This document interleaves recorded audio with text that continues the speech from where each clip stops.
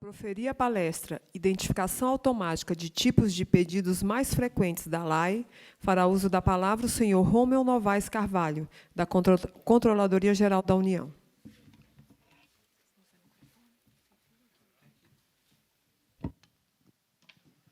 Alô?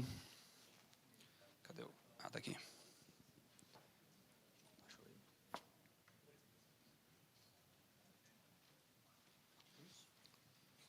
Não sei. Espero que sim. A gente vai descobrir agora. É esse mesmo.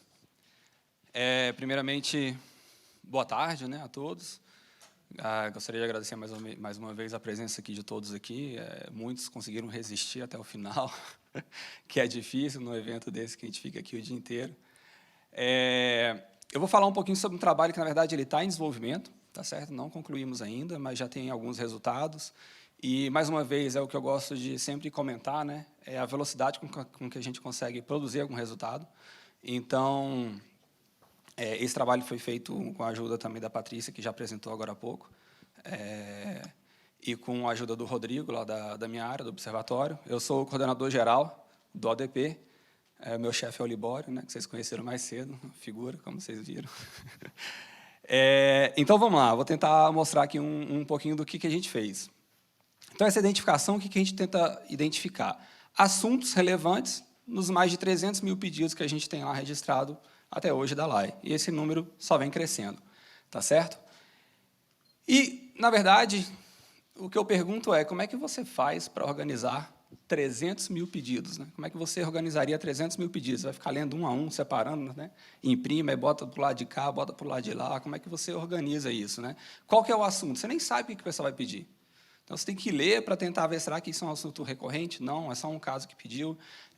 Então, assim, há uma série de dificuldades que a gente precisa tratar quando está lidando com informações textuais. Nesse caso, é diferente das abordagens anteriores, porque as abordagens anteriores estavam levando em consideração que já havia uma classificação, embora o Tiago tenha feito uma não supervisionada, ou seja, não tinha classificação prévia, quando ele tentou fazer a clusterização apenas. Mas aqui, na verdade, a gente não sabe quais são as categorias. Nós não sabemos quais são os tópicos, nem sabemos quantos tópicos são. Então, como é que a gente faz para identificar esses tópicos frequentes? É complicado. Tá? Informações úteis, quando você tem um texto grande ou um texto que você quer analisar e tentar entender o que se trata nesse texto, é você, por exemplo, descrever um pequeno resumo dele. Né? Então, claro que automaticamente melhor, né? Vou botar alguém para ficar lendo esses 300 mil pedidos é inviável. Achar um documento por tema ou por tópico. Eu nem sei que tópico é ainda, como é que eu vou achar esse documento? Né? Então, mas seria interessante, né, que eu pudesse pesquisar, olha, me dê todos os pedidos sobre blá. Né? A gente vai ver alguns desses pedidos aí mais à frente. E achar documentos correlatos, que tem um pouco do que a Patrícia comentou também, o Tiago, na questão tanto da clusterização quanto do ângulo do cosseno, que você pode transformar aquele texto num vetor de palavras e tentar identificar onde há uma semelhança entre o valor e a ocorrência daquelas palavras. Bom, você fala, então, esses documentos são parecidos. Né? Então, você tem um documento lá falando do Vasco, né, de cair e tal, então, você vê que dá para agrupar no mesmo tópico, tá certo? A ideia aqui é semelhante. Se tem alguém pedindo informação sobre concurso, o outro fala de concurso público, o outro pede informação de salário, de servidor, no final das contas, você acaba identificando um tópico latente ali. Tá certo? E existe uma técnica que é bastante utilizada para isso, que é a modelagem de tópico. Então, você tenta identificar tópicos em uma grande quantidade de documentos, descrever correlação entre coleção de documentos, para cada tópico, quais são os documentos pertencentes àquele tópico, e uma técnica muito utilizada é o LDA, Latent Richlet Allocation. Tá certo? E vou falar um pouquinho disso aqui. Eu utilizei, está ali embaixo, não sei se dá para ver, mas eu utilizei algumas figuras de uma apresentação que está na internet aí de uma universidade, tá? Que ele é bem ilustrativo, lá tem muito mais detalhe, quem quiser dar uma olhadinha, é bem interessante para entender de como é que funciona a técnica, eu só vou dar uma passada geral para entender os principais conceitos que existem e por que eu estou usando essa técnica. Então, ele tenta transformar, ou tenta averiguar quais são os principais tópicos, ou qual a proporção de cada tópico que existe dentro do documento. Então, diferentemente da classificação que a gente está tentando fazer, de dizer isso aqui é papel ou caneta, né, ou ônibus ou luva, aqui a gente fala o seguinte, olha, esse documento, na verdade, ele tem um pouco de tópico governo, ele tem um pouco de tópico concurso, ele tem um pouco de tópico meses e tempo, dias do ano, por aí vai, que às vezes assim, informações temporais. Ele tem um pouco sobre o tópico, sei lá, lei de acesso à informação, legislação, de uma forma geral, tá certo? Só que cada um numa proporção diferente. Então, às vezes, ele é muito mais sobre concurso público e um pouco menos sobre questão temporal. Ou ele pode ser meio a meio. Então, na verdade, aqui você não tem uma classificação exata. O documento ele é sempre multilabel no sentido de pertencer a diversos tópicos, mas em proporções e intensidades diferentes. Então, essa é a ideia geral desse tipo de técnica.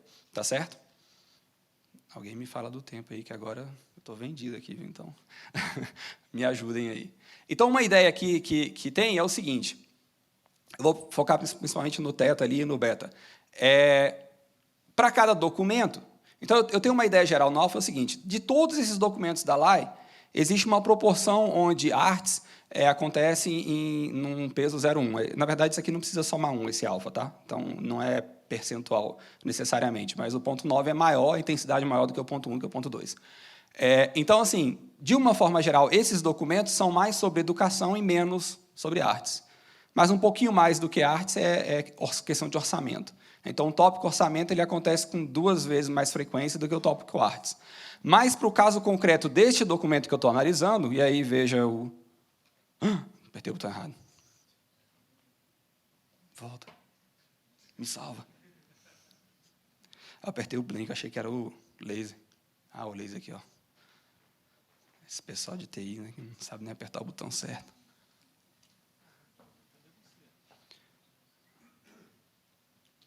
Voltou. Pronto, beleza. Voltou. Então, vamos lá. Então, você vê aqui que a proporção ela é 2 vezes maior. Então, nesse caso, nesse documento específico, a proporção muda, tá certo? Aqui, a proporção, você vê que educação continua sendo maior, mas orçamento está quase tão frequente ou tão intenso, né, quanto educação. Então, existe uma distribuição que aqui te dá a proporção para aquele documento específico de cada tópico. Tá certo? E aí a ideia é como se fosse assim, ele entende que a construção desse documento é como se eu sorteasse aleatoriamente, mas baseado nessa proporção, qual que é o tema que eu vou escrever agora, que eu vou escolher agora. Então, pela proporção, ele sorteou e caiu em educação. Então, educação, beleza, mas no termo, aqui no caso foi budget, né, orçamento, vamos tentar seguir a figura aqui, né, Romeu? Orçamento. Então, se sorteou orçamento, dentro dessas palavras, que são as palavras mais frequentes, dentro de orçamento, existe também uma proporção em que intensidade que cada palavra acontece para aquele tópico. E aí é como se o algoritmo falasse o seguinte, qual que é a palavra que eu vou sortear para colocar no texto? Tá? Então, imagine que eu estou construindo o documento automaticamente. Aí ele sorteou aqui e uma das palavras que está lá embaixo é $250 mil, por exemplo. E aí ele insere esse documento, né, essa palavra nesse documento que é daquele tópico. E, na verdade, a ideia da criação do documento é essa. Escolho aleatoriamente, baseado nessa proporção, qual é o tópico, e depois, dentro desse tópico, eu escolho aleatoriamente, baseado na proporção de qual é a palavra que eu vou construir. E aí eu construo o documento. Na verdade, isso é só para tentar mostrar a lógica, mas, no nosso caso, na verdade, ele faz o contrário. Então, ele tenta identificar quais são as palavras que são mais frequentes para cada tipo de tópico. Não é exclusivo, a palavra pode aparecer em mais de um tópico, tá certo? E depois disso, ele tenta identificar com essas palavras, com esse tópico, qual é a proporção de cada tópico para cada documento. Beleza? Então, é só para dar uma ideia geral do que essa técnica permite fazer. E aqui também, mostrando o seguinte, no final das contas, você poderia ter uma visualização desse documento, que seria esse resumo. Então, no resumo, poderia ter, por exemplo, as palavras dos principais tópicos que acontecem com maior frequência, está vendo aqui que é o verde, o laranja, né? Vermelho claro, não sei, azul e roxo, né?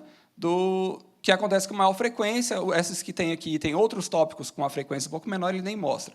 E para cada um desses, no texto, né, por exemplo, no resumo de um artigo, ele diria que aconteceu essa palavra aqui desse tópico, essa outra palavra desse outro tópico, você consegue visualmente identificar essa relação do tópico com o texto. Tá certo? Então, a azul poderia ser questão de concurso público, a outra é questão de legislação, e por aí você identificar como que ele classificou com o que e aonde. Tá certo? E, além disso, você poderia trazer os documentos que são mais parecidos com esse e que pertencem à mesma proporção de tópicos, digamos assim. Tá certo? Então, isso dá uma ideia do que a gente pode fazer com essa técnica. Bom, no nosso caso, o que a gente fez? Então, a gente utilizou uma técnica, essa técnica, utilizando um pacote do R, tá? Que já tem tudo implementado, então é só uma questão de aprender como utilizar mesmo, que, no final das contas, eu pedi para ele criar 20 tópicos, identificar 20 grupos de documentos, 20 tópicos, que estão vinculados com os pedidos de acesso à informação que foram para o Banco Central. Tá certo? E nesse pedido aqui, você pode ver que tem uma distribuição marginal da quantidade de documentos naquele tópico. Então, quanto maior a quantidade de documentos que fazem parte daquele tópico. Então, tem de 10% até 2%, e aí varia para cada um. Essa distribuição em duas dimensões é uma tentativa de mostrar visualmente quão próximos os grupos estão um do outro. Cada tópico está um do outro. Então, na verdade, aqui tem um bolo enorme de tópico que está bem próximo um do outro. Talvez isso seja indicativo que eu deveria transformar isso num grupo só. Porque uma das entradas do meu algoritmo, do que eu tenho que informar, são quantos grupos que existem aqui. Quantos grupos que eu quero criar, quantos tópicos eu quero identificar. A verdade eu não sei quantos são. Eu não sei quantos tem. Mas isso é um trabalho muito interativo. Tem que gerar um modelo, avaliar, ver o resultado. Então, aqui, gente, tem as principais palavras que aconteceram nesses pedidos do Banco Central. Então, tem informação sobre conta, sobre banco, Banco Central junto. Então, a gente usou também diversos n-gramas, de 1 a 3. Então, a gente pega palavras simples, palavras de 2 a 2, tirando também preposição e coisas do tipo, então veio Banco Central, e pegamos até algumas situações onde tem três palavras, que, por exemplo, aparece aqui, Banco Central do Brasil. Nesse caso, gente, é um trabalho inicial. Para avaliar isso aqui, eu tiraria Banco Central do Brasil, essas 3 palavras, porque não faz sentido. Eu já sei que é do Banco Central do Brasil, porque esse texto está todo no contexto do Banco Central. Então, é óbvio que ele vai acontecer bastante, tá certo? Então, assim, não faz muito sentido estar aqui. Nesse contexto, faz sentido retirar essas palavras, tá ok? Mas não tirei até por uma questão didática para falar disso aqui também, tá joia? Mas o que eu posso ver, e aqui, desculpa, eu tinha até colocado os arquivos aqui para poder mostrar visualmente o gráfico, mexendo, mudando e tudo mais, mas como não tinha um Firefox e não deu tempo de instalar, não dá para abrir, que nos outros browsers eu não consigo fazer rodar sem ter uma aplicação rodando. No Firefox já ia funcionar legal. Mas eu posso perceber, além dessas palavras, o que de repente me chama a atenção. E um que me chamou a atenção é esse SCR, que é o Sistema de Informação de Crédito do Banco Central, né? Então, eu vejo assim, quais são os tópicos que possuem a ocorrência com uma certa frequência dessa palavra, né, SCR. E aí eu vejo que tem o 13 e o 18, né? O 18 acho que está bem pequenininho, dá nem para ver, e o 13 é o que tem realmente a maior proporção, e o 7, o 2 e o 8 numa proporção menor. Então, daí eu consigo ver, bom, então esse tópico parece que é sobre informação de crédito. Vamos ver lá o que ele fala? Então, quando eu vou lá nele, eu vejo, olha, as principais informações são solicitação sobre o sistema, né? Aí você vê que tem outras descrições que não é o SCR, tá certo? Tem, por exemplo, sistema de crédito, tem crédito, Banco Central, tem, por exemplo, CADIM, que aqui eu acho que é informação de crédito, mas de débito não quitado do setor público, se eu não me engano. Tá? Então, assim, de certa forma, existe a correlação, mas, sintaticamente, você olhando para a palavra em si, não teria, né? CR com CADIM não tem nada a ver. Mas, pelo contexto das outras palavras, das outras informações que existem no pedido, você acaba colocando essas duas coisas no mesmo grupo. Aí que pode existir um certo questionamento, né? Você vê que tem aqui quitados, tá vendo? O CADIM pede informação sobre as informações não quitadas e tal. Como a gente tira o não nem aparece aqui, é uma das palavras que a gente retira, que não coloca na avaliação do contexto aqui. De novo, setor público federal, por quê? Porque quando eu estou pedindo informação de crédito, geralmente o pessoal quer informação do crédito no setor público e por aí vai. Então, começa a fazer sentido. Então, você começa a navegar nesses resultados e avaliar se faz sentido aquilo que você levantou, que você avaliou. E alguns desses grupos não vão fazer muito sentido. Um outro aqui que eu achei interessante, que tem praticamente em todos os pedidos, desde analisar os 300 mil pedidos juntos, até o caso específico do Banco Central, Receita ou qualquer outro, informação sobre o concurso. Então, os concurseiros de plantão e os donos de cursinho estão sempre aí solicitando informação para saber quantos cargos vagos tem, quando é que vai nomear quem, quantos terceirizados tem, e por aí vai. Então, essa é uma informação interessante, e que acontece, né, que está presente em diversos pedidos, não só no Banco Central, como também de toda a administração. Tá? E aqui traz alguns questionamentos que é o trabalho realmente interessante que a gente quer levantar. Essas informações, na verdade, são subsídio para a área de transparência e controle da ouvidoria que a gente está levantando lá para a CGU. Então, na verdade, eles que são nossos clientes e não usuários, para fazer essa avaliação e perceber algumas coisas interessantes. Por exemplo, será que não vale a pena a gente colocar isso como transparência ativa? Já não tem o salário do servidor? Será que também não deveria ser obrigatório colocar a quantidade de funcionários que estão alocados em cada região, área, qual que é o número ideal, quantos cargos vagos tem? Isso é uma informação que toda hora pedindo. Tem sigilo nessa informação? Acredito eu que não. Pode haver uma vontade de pessoas ou grupos de não querer divulgar a informação por um motivo ou outro. Mas que poderia colocar, que poderia disponibilizar a informação, poderia. Então, esse tipo de análise, a princípio, não sabia disso. Mas você, analisando esses grupos, esses tópicos, você consegue perceber a oportunidade de disponibilizar a informação proativamente para o cidadão. E aí você tira o trabalho oneroso que é você ficar respondendo isso caso a caso. Certo? A partir do momento que você bota isso de forma ativa, você não precisa ficar toda hora acionando os seus servidores, que ganham, e muitas vezes, razoavelmente bem, para ficar respondendo quantas vagas tem, aí responde de novo, aí responde de novo, aí responde jornal A, responde jornal B, responde ONG A, responde ONG B. Então, se a gente já botar isso lá, se pode responder, vamos colocar logo de forma ativa, proativa. Tá certo? Então, é para isso que esse trabalho serve. Tá joia? É uma das utilidades desse trabalho é essa. Então, assim, outra coisa, aí você começa a se perguntar, né, mas será que existem outras ocasiões, além desses que estão nesse grupo, ocorrência, por exemplo, de concurso? Aí eu vejo que no 5, né, no grupo 5 também aparece concurso. Embora apareça concurso, tem uma métrica aqui que eu não vou entrar em detalhes, mas é que ele usa para colocar quais são as palavras mais relevantes. Eu posso ajustar um parâmetro lá e essas palavras vão mudando de acordo com esse parâmetro que eu estou colocando. Mas percebam aqui que concurso nem aparece nessa lista. A não ser que eu tenha comido mosca, mas acho que não. Por quê? Porque, proporcionalmente, como acontece muito no outro documento, ele acha que não é muito relevante para aquele tópico. Mas, se você der uma olhada nas outras palavras, servidores, servidor público, né? Enfim, administração, lotação, né? Você percebe que há uma correlação, talvez, com a informação de concurso também. Mas, como a proporção ela é bem menor do que aquele outro tópico, ele nem aparece como as principais palavras que definem aquele grupo, aquele tópico. Tá certo? Então, só para explicar um pouquinho de como funciona essa dinâmica. E outros interessantes também, que às vezes a gente tem, assim, um tópico que é só número de lei, lei, artigo, parágrafo e tudo mais. Então, assim, é como se fosse um tópico legislação. Tem um outro grupo que ele bota tudo junto lá, www, gov, br, sei lá, transparência, aí tem CGU, aí tem vários quebrados, né, mas que a gente tira a pontuação e aí acaba virando um espaço. Então, tem várias informações de links. Então, é como se fosse assim, ó, esses pedidos geralmente vêm com muito link. Entendeu? Eu posso fazer esse tipo de correlação. Tá certo? Outra coisa que a gente foi olhar, né, para exemplificar aqui, foram tópicos negados. Então, dos tópicos negados, quais são os tópicos negados com maior frequência? Tá? Então, eu olhei, por exemplo, banco. O banco estava lá com a palavra logo de cara, um dos primeiros, e olhei qual o cluster que melhor define, né, qual o tópico que melhor define, que tem maior frequência de banco.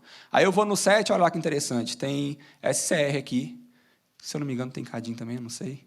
Mas tem informação, né, de crédito, tá vendo? Banco, crédito, então, Banco Central. Então, aqui, lembra, não estou mais restrito ao Banco Central, agora eu estou falando dos 300 mil pedidos que eu tenho, ou, na verdade, desculpa, de 44 mil, né? De pedidos que foram negados. Dos 44 mil pedidos que foram negados, independente de onde veio, para qual órgão foi, quais são esses tópicos. E aparece lá o Banco Central. Ou seja, tem muita informação de crédito que está sendo pedido para o Banco Central que está sendo negado por algum motivo. Não estou entrando aqui no mérito de qual foi a justificativa, qual foi o motivo de ceder ou negar a informação. Estou tratando só de quais são os tópicos para cada categoria. Tá certo? Outra informação interessante é de processo. Eu vi para lá processo lá, falei, o que será isso, né? Aí eu vou lá no grupo 4 e vejo que é cópia de processo administrativo, tem um administrativo aqui embaixo, parecer. Então, assim, às vezes a pessoa vai lá e fala, eu quero cópia do parecer do processo, né, das informações sobre o processo administrativo, número tal, tal, tal. aí provavelmente isso é uma coisa que realmente faz sentido ser sigiloso, né? Você não pode, às vezes está ocorrendo ainda o processo, ou tem alguma outra implicação, não pode ceder dessa forma assim. Tá joia? Agora, uma coisa que me chamou a atenção, dando uma olhada, né, geral, foi o seguinte, que no 9 aqui tem muita informação de concurso, servidor, concurso público, foi negado. Eu falei, por que será? Né? Porque, para mim, negócio de concurso, a princípio, não teria muito problema negar, né? Não vejo nada muito sigiloso, enfim, que justificasse. Então, eu falei, não, deixa eu dar uma olhada nos... E aí, tudo isso eu consigo fazer com a ferramenta, entendeu, gente? Não sou eu, que nem um doido lá, lendo os 44 mil pedidos, tentando achar quem é quem não. Eu, usando a ferramenta, falo assim, me dá os principais pedidos aí que estão nesse grupo. Aí eu tentei tirar o que talvez identificasse alguém, ou algum concurso, ou algum órgão, enfim. Se identifica, peço desculpas, mas eu tentei deixar o mais abstrato possível. Mas você vê que faz um certo sentido negar, que a pessoa está abusando da boa vontade, né? Ela quer o seguinte, ó, vê a classificação final do concurso, mas daquele edital, considerando, eu quero a classificação obtida após a eliminação, na prova física, e com exame, sem exame. Aí o outro fala, ó, eu quero, depois do teste de aptidão física, considerando as eliminações, quer dizer, o concurso estava previsto para dar uma classificação X. Aí a pessoa começa a pedir variações da classificação em cima daqueles dados. E isso, às vezes, gente, não tem o pessoal capacitado para fazer isso, não é uma coisa trivial de se fazer. Eu acho que na própria legislação ela diz que, se for necessário fazer um processamento, enfim, se aquela informação não estiver disponível de forma simples e fácil, que não é obrigatório entregar essa informação. Salvo engano, que minha área é TI, não é legislação, então posso estar equivocado, mas acredito que tem alguma coisa nesse sentido, né? Mas outras informações, por exemplo, olha, essa pessoa aqui queria saber a quantidade de servidores concursados, o gasto mensal com salário, quantidade de servidor nomeado, de confiança, quantidade mensal com os salários, de aposentado e tal. Na verdade, que é um monte de informação que ela poderia obter pegando o arquivo Excel lá do Portal da Transparência, que tem todos os servidores, e aí é processar esses dados. Mas aí eu me pergunto, se todo mundo pede isso, quer dizer, se for esse pedido, estou olhando um pedido só, eu não sei se tem vários nesse sentido, mas se existirem vários pedidos, né, com esse mesmo conteúdo, talvez fosse interessante também transformar em informação ativa. Quer dizer, é justificável você negar num caso concreto para um caso desse aqui, porque a informação está disponível lá, é só você processar, e eu não tenho obrigação de fazer esse processamento, essa análise para você, senão o governo ia só trabalhar para fazer análise para os outros, análise no sentido de gerar informação que ainda não está pronta, né? Então, produzir informações para os outros.